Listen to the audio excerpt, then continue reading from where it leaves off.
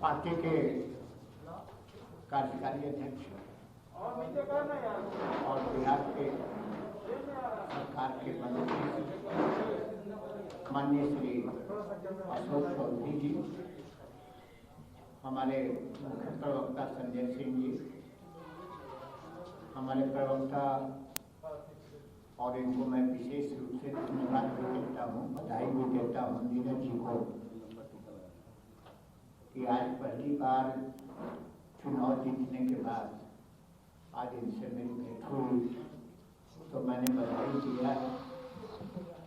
कि युद्ध जीत करके आए हैं। तो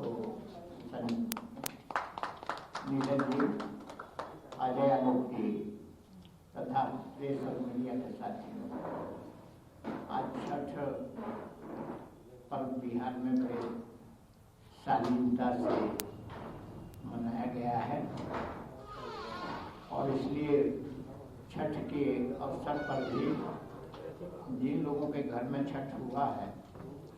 और जिनके घर पर छठ नहीं भी हुआ है, उनको मैं शुभकामना देता हूँ कि आने वाला वर्ष सबके लिए छठ माँ की कृपा से मंगलमय रहे। आज विशेष रूप से आज आप लोगों के से मुखातिब होने के लिए हम लोग आए और वह सार्वजनिक जीवन की सुचिता का सवाल है। हमारे मेवालाल चौधरी को मैं धन्यवाद देता हूँ और उसी से अपनी बात शुरू करना चाहता हूँ कि मेवालाल चौधरी ने अपने पद से परित्याग करके एक बड़ा ही अच्छा उदाहरण प्रस्तुत किया और लंबे काल से बिहार के मुख्यमंत्री के पद पर नीतीश कुमार सुशोभित हैं। नीतीश कुमार ने राजनीतिक शुचिता का, राजनीतिक पवित्रता का बराबर ध्यान रखा है और जब भी कोई ऐसा मौका आया, सार्वजनिक जीवन में कभी कभी विवादास्पद मुद्दे आते भी हैं, उसकी चर्चा भी होती है, तो जब भी कोई ऐसा मामला आया हो, चाहे माझी जी का मामला हो, चाहे आर.एन. सिंह का मामला हो, और ऐसे कोई भी मामला हो, आर.एन. सिंह का, रामधार सिंह का भी मामला हो, किसी मुद्दे पर जब भी पब्लिक डिबेट में इस ढंग का सवाल उठा है, तत्काल नैतिकता का परिचय देते हुए उन्होंने इस्तीफा दिया है और सार्वजनिक जीवन के पद पर तब वो आए जब वो दोष मुक्त हो गए। मेवालाल चौधरी जी की चर्चा इधर आई है, लेकिन मुझको एक बात आश्चर्य इस बात का है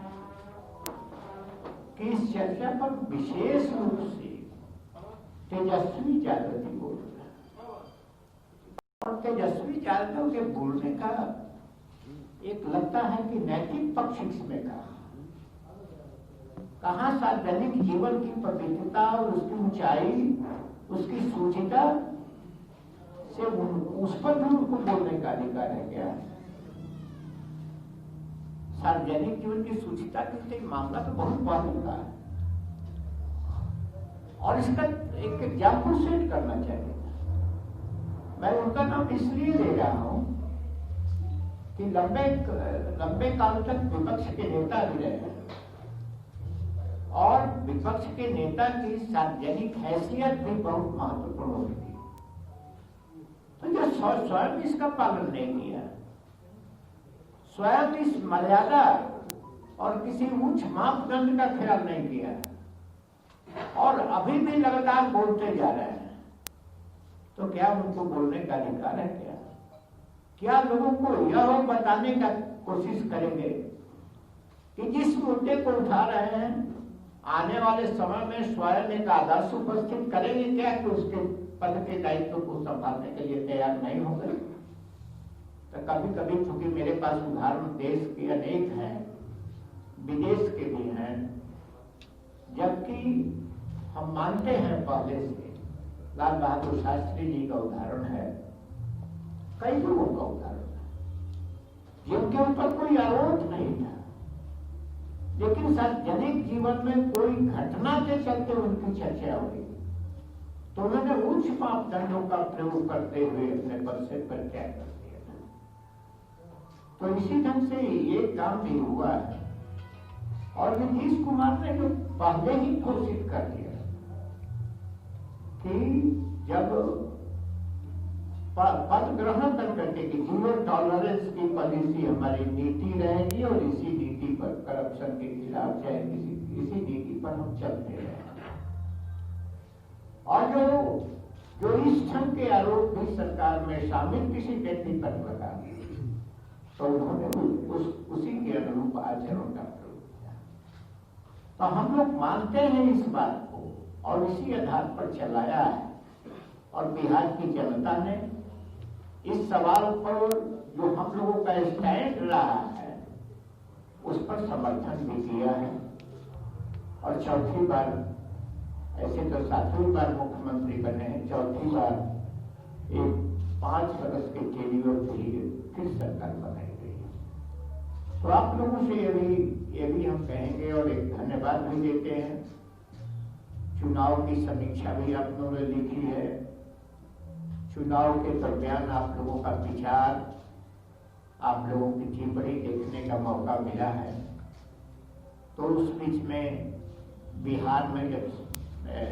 स्पष्ट फैसला आ चुका है उसमें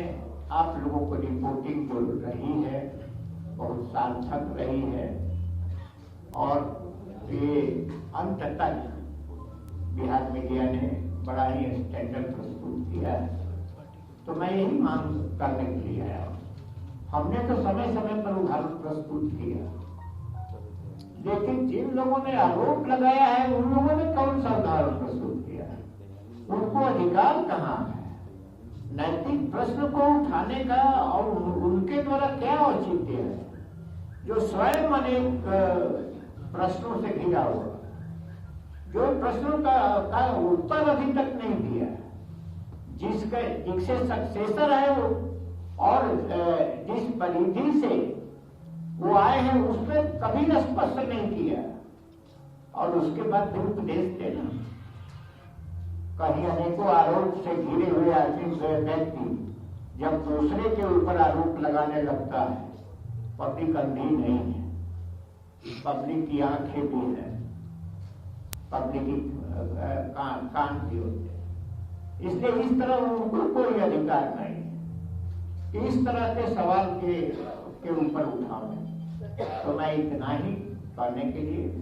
हमारा स्टैंड साफ है। हम जिस आधार पर चलते हैं, जिस नीति पर चल रहे हैं, जिस कार्यक्रम पर चलते हैं, उसी पर नीतीश कुमार के नेतृत्व में चलते रहेंगे और किसी को दोषी ठहराने में लेकिन उपाय नहीं, किसी को जो गलत है उसको गलत उसकी सजा मिलेगी, न किसी को फंसाएंगे